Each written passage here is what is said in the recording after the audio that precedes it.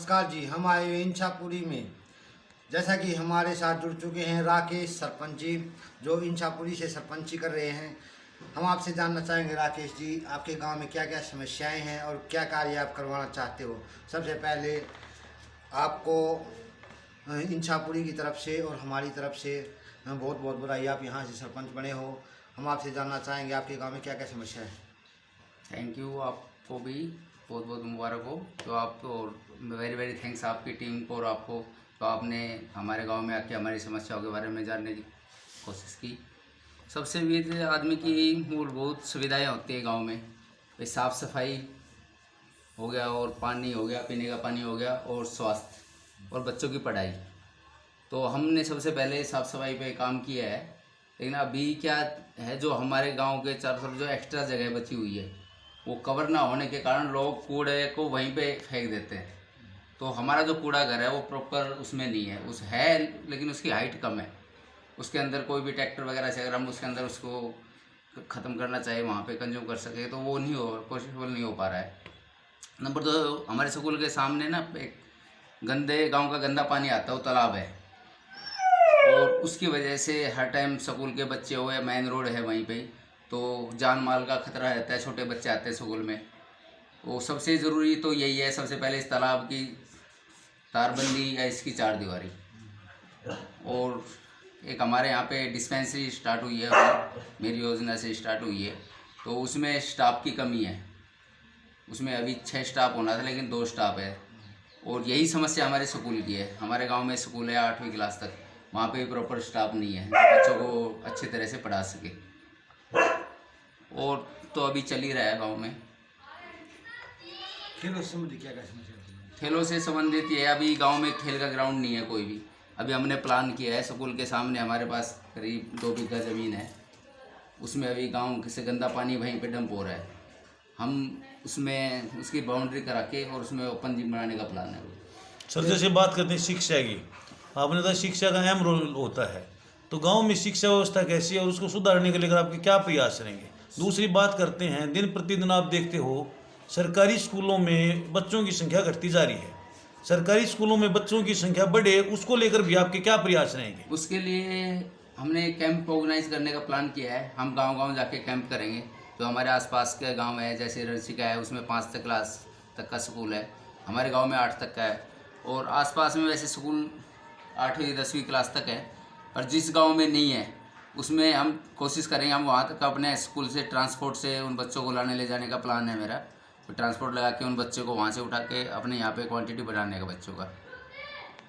जैसे हमने देखा है कुछ गांव में ओलावृष्टि और बारिश के कारण किसानों की फसलें नष्ट हो गई थी, तो आपके यहाँ पर जो क्या इस प्रकार की स्थिति भी थी या नहीं थी किसानों की फसलों से संबंधित? अब की बार तो सभी का बहुत ज़्यादा नुकसान हुआ है, खास करके सरसों का। तो ये लगा आदमी ने उसको कटाई तो कर ली, लेकिन वो निकालने का उसको मौका नहीं मिला, तो बिल्कुल ही ख़त्म हो गई लोगों की सरसों।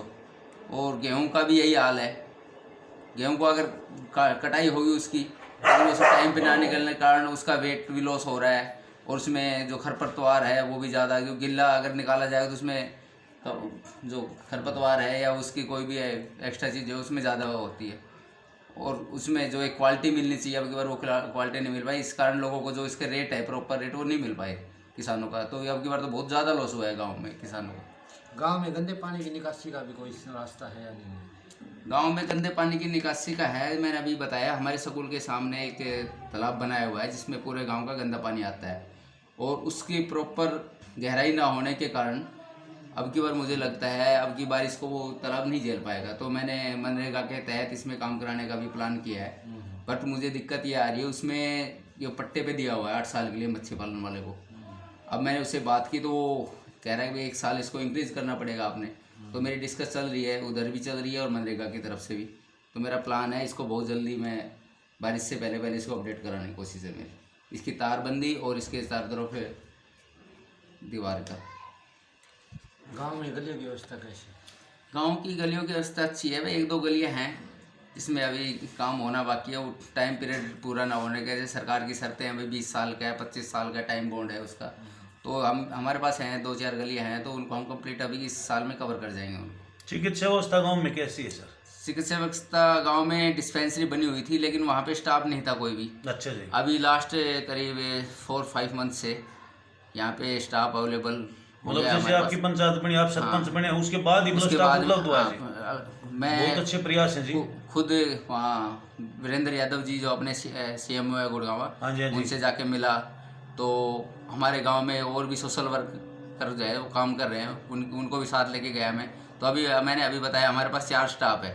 तो सर 24 घंटे मतलब सेवा उपलब्ध है? 24 घंटा नहीं है, वो सुबह 10 बजे से लेके वो 3 बजे तक, 3-4 बजे तक जो इनका टाइम है, खाली उसी टाइम तक है। उसके बाद जैसे कोई परमात्मा ना कोई इमरजेंसी आ जाती है, फिर कहाँ भागना पड़ता है मरीजों को? उसके लिए तो अभी हमने इसके लिए प्लान किया हुआ है और हम आगे कोशिश कर रहे हैं भाई इसको आगे अपडेट करने की। 24 घंटे उपलब्ध करवाने के उपलब्ध कराने की। आप प्रयास नहीं और और इसकी- PHC जी, CHC गाँव में? ये PHC है। PHC है जी। स्वच्छता और सौंदर्यीकरण को लेकर आपके क्या प्रयास रहेंगे? सौंदर्यकरण स्वास्थ्य के लिए मैंने अभी करीब 2000, मैंने अभी ग्राम सभा की मीटिंग हुई थी हमारे गांव में, तो मैंने 2000 पौधों का प्रस्ताव दिया है ग्राम सभा में। अच्छा जी। तो जो गांव की, हमारे गांव की एंट्रियां हैं, कोई भी जैसे गांव टू गांव है या मेन रोड से हमारी एंट्री है, उसके दोनों साइड में ग्रीन बेल्ट का प्लान कर रहा हूँ। तो जो हमें जो भी रास्ते बना रखे उसके दोनों साइड जगह होती है। और सबसे बड़ी बात है, हम गांव में रहते हैं तो गांव में सब हाइट पे बनाते हैं मकान को। हाँ जी, हाँ जी। तो उसका जो स्लोप है उसके दोनों साइड करीब रास्ते में जगह कम बचती है। हाँ जी, हाँ जी। तो मेरा प्लान है मैं हर घर के साथ 2-2 पेड़ जरूर लगवाऊँ। हाँ, जिससे ऑक्सीजन की पूर्ति हो ऑक्सीजन की जाएगी पूर्ति हो। और छाया भी मिलेगी। छाया भी। फलदार, मतलब फलदार पेड़ लगाने के विचार है जी। छायादार वृक्ष इसमें अशोक का है, पॉपुलर है, और जैसे जो फूलों के पेड़ है जिससे सुंदरता भी लगे और हमें खुशबू भी खुशबू भी मिले। बहुत बढ़िया सर। जनता को क्या संदेश देना चाहते हैं? मैं सभी को ये चाहता हूँ भाई सब मिलजुल के काम करें। सबसे बड़ी बात होती है अगर मिल के काम करते हैं उस काम को करने में मजा आता है और बंदे का कॉन्फिडेंस भी, करने वाले का हिम्मत ही बनता है। बिल्कुल सर। तो मैं यही कहूँगा भाई सभी ग्रामवासियों से भी हाथ जोड़ के यही निवेदन है, गांव को आगे बढ़ाने की कोशिश करें, ना कि किसी की नेगेटिव बातें में आके नेगेटिविटी करके। देखो गांव में हर तरह के लोग होते हैं, लेकिन कुछ पॉजिटिव होते हैं, कुछ नेगेटिव होते हैं। अगर पॉजिटिव सोचेंगे तो पॉजिटिव मिलेगा हमें। तो सभी से यही रिक्वेस्ट है मेरी, तो हाथ जोड़ के भाई सबके साथ मिलके अच्छा विकास के बारे में सोचो, ना कि विनाश के बारे में। Thank you. तो हमारे साथ आज इन छापुरी से सरपंच राकेश कुमार जी थे, जिन्होंने गांव की समस्याओं से अवगत करवाया और बताया कि इनके गांव में जो समस्याएं उनका समाधान ये करना चाहते हैं, चाहे वो तालाबों से संबंधित बात हो या गांव की गलियों की बात हो या किसानों से संबंधित बात हो। तो सरकार से यही आग्रह करना चाहेंगे इनकी समस्याओं पर ध्यान देते हैं, इनकी समस्याओं का जल्द से जल्द समाधान करें। इन्हीं शब्दों के साथ जय हिंद, जय भारत, जय हरियाणा, जय हरियाणा।